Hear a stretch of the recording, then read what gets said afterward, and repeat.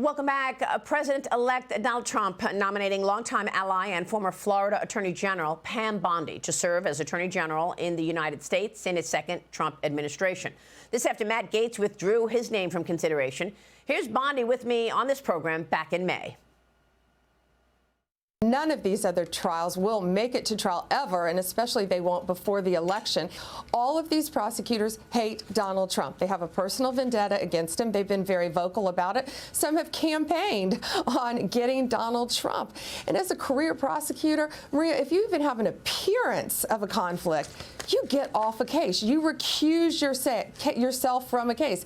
There are safeguards in effect for that, and you put other prosecutors on the case. And here, they have done quite the opposite. Look at Fani Willis, of course, in Georgia, her affair with Nathan Wade. That case is falling apart. Jack Smith, they have said they've altered evidence in that case. And now I think with the presidential immunity issue out there, none of these cases will get to trial prior to the election. Joining me now is Wisconsin Congressman Scott Fitzgerald, a member of the House Financial Services and Judiciary Committees. Congressman, good to see you. Thanks very much for being here. Your reaction to President Trump choosing Pam Bondi as next AG? Pam's going to be great. I've known her for a number of years, been involved in a lot of different things that certainly I think many members of both the House and the Senate have worked on in and around Pam, both as AG in Florida and at the federal level with the Trump administration, first Trump administration. So you think she'll get confirmed? You think she'll get confirmed then? I do. I think she'll have the ability to kind of visit those Senate offices, and they'll be able to hear an explanation, I think, of where President Trump wants to go with these agencies that, the 40-some agencies that have run amok over the last 4 years. And Pam's going to be able to deliver that message effectively. She's great. Well, President Trump will also get the chance to hit the ground running on filling two key positions once he takes office. He's got Securities and Exchange Commission Chairman Gary Gensler announcing he'll resign on January 20th, the day of Trump's inauguration, of course, while the Federal Deposit Insurance Corporation FDIC Chairman Martin Gruenberg says he'll resign on January 19th.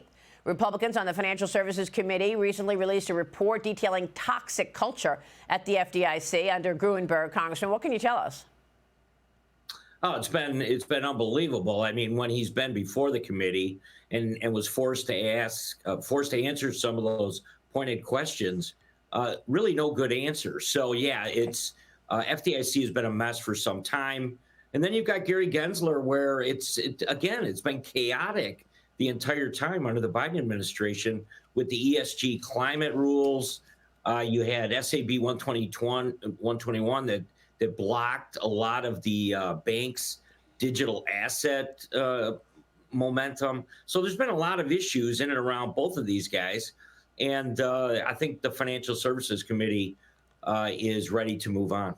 What about FTC head Lina Khan? She's been stopping all the deal flow, right? So you've got SEC Chairman Gary Gensler throwing all these rules and regulations at corporate America and investigating, suing companies. And then you've got Lina Khan over at the FTC stopping mergers. Do you think all of that goes away in a new Trump administration?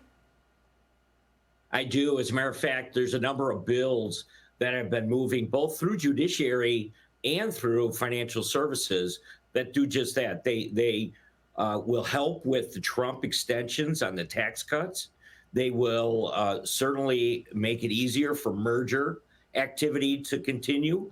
And then the last thing is just general deregulation, which is something which would be a 180 compared to where the Biden administration is. Absolutely. And Caroline Danny, jump in here. I remember when Trump was in his first term and he staged that whole, thing with scissors and cutting red tape and stacks of paper saying cutting regulation is a beautiful thing. Jump in here. Yeah, Congressman, I think for millions of Americans, part of this mandate in this election was to throw off the yoke of the bureaucracy that was suffocating them as they operated small businesses. And this was after, of course, Kamala Harris claimed to be the champion of entrepreneurship while privately fighting against them. And I know that Trump in his first term, he said for every I think it was 5 regulations that were introduced. We were going to cut 1 or 2. Do you have any insights into what his plans are with that? Is there going to be a new ratio for every set of regulations that are introduced? Is he going to roll some back? How is he going to, in practice, remove a lot of the red tape that hurts so many Americans? Yeah, one thing I keep continually telling other members is, the blueprint for this is REINS Act, which we've seen at the state levels, which is basically laying out a pathway for us to not only work with the private sector, but what you really need is to get the information from them to say, what are the rules that are in place or have been expanded under this administration that President Trump can come in on day one under executive order and just completely eliminate. I mean, we saw Biden do it, right? Yeah. We saw him eliminate the Keystone Pipeline within the first week. I mean, those are the types of things that I think we need to be ready to do on day one. And I think most of the chairmen of the committees understand what that long list of rules are, and they need to be eliminated almost immediately. Yeah, I mean, corporate America certainly understands as well. Let's get to the business at hand on a more urgent basis. We're less than a month away from a potential government shutdown on December 20th. Congressman, Speaker Johnson is pushing for a continuing resolution, which would extend the deadline into early 2025 and certainly Trump's second term. The Committee for a Responsible Federal Budget President Maya McGuinness was with me here yesterday. Here's what she said. Watch. The first thing is that lawmakers should really pledge that there will be no new borrowing. We're on track to borrow $22 trillion over the next decade. They should make a commitment that other than huge emergencies, they will not pass legislation that would add to the borrowing. So if we add new policies, we need to find ways to offset them. When we increase the debt ceiling, we should do it in a way that hopefully is paired with policies that decrease our borrowing, not increase it like we've seen before. We've seen a lot of leadership on this coming out of the House. I'm more worried about the Senate that wants to engage in hand-waving and kind of make some of these costs of extending tax cuts or raising the debt ceiling without saving. Congressman, what is the plan going into this next funding battle?